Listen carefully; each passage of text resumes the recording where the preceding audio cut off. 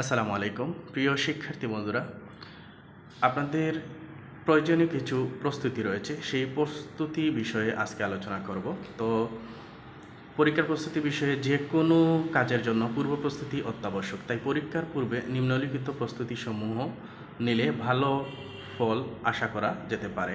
1 নম্বরে রয়েছে সিলেবাস অনুসারে বিষয় বস্তু সম্পর্কে প্রয়োজনীয় প্রস্তুতি নিতে হবে। 2 হচ্ছে প্রয়োজনীয় বিষয়বস্তুর মধ্যে যেগুলো কমন পড়ার সম্ভাবনা আছে সেগুলো বারবার প্র্যাকটিস করতে হবে।